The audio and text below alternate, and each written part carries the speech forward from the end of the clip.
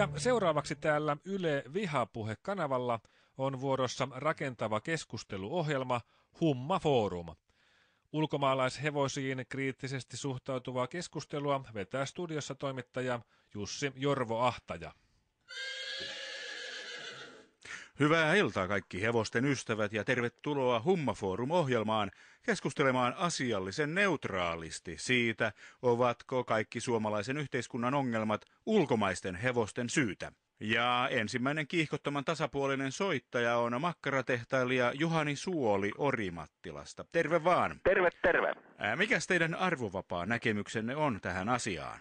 Se on se, että ulkomaalaisten hevosten hyysääminen pitää lopettaa heti. Aivan. Katsotaan vaikka tilastoja. Suomalaisten poikien menestys äidinkielessä on huonontunut samaa tahtia kuin ulkomaalaisten hevosten määrä on maassamme kasvanut. No niin. Ja tällä tarkoitan eritoten mustia hevosia ja arabian hevosia. Ulkomaalaisten hevosten maahanmuutolle pitäisi siis laittaa suitset. Kyllä, Suomi kuuluu Suomen hevosille, sen hän sanoo Kalevalakin.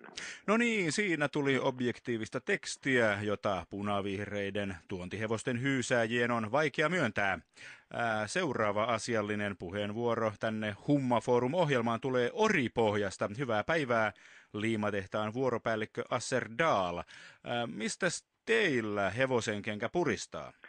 Miksi tänne kylmään Pohjolaan tuodaan lämminverisiä koneja, kun töitä ei riitä omillekaan Suomen hevosille? Niinpä, kulttuurierot hevosten välillä saa monet takajaloilleen. Näin on. Tilastot osoittavat selvästi, että ukkosmyrskyt täällä Itä-Suomessa ovat lisääntyneet samaa tahtia kuin mustien orjen maahanmuutto on räjähtänyt käsiin. No niin, siinä meni tosiasioihin perustuvia terveisiä lällyliberaaleille konikulttuurisuuden kannattajille.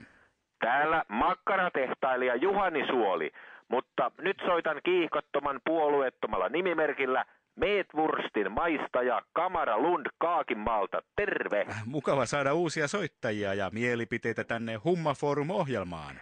Minä katselin tuossa eräänä päivänä tilastoja, ja ne osoittivat kiistattomasti, että ulkomaalaiset hevoset ovat laiskempia ja rikollisempia kuin suomalaiset nuoret miehet. Niin, tilastojen mukaanhan ulkomaalaiset hevoset vain maleksivat ostoskeskuksissa, nostavat sosiaalietuuksia ja hummaavat kaikki rahat, vai mitä? Kyllä, tilastot eivät valehtele. Näin on. Porkkanat pois ulkomaalaisilta hevosilta. Ja minä haluaisin vielä kiittää Humma Forum-ohjelmaa. No niin. Missään muualla ei ulkomaalaisten hevosten aiheuttamista ongelmista voi keskustella näin asiallisesti ja tasapuolisesti.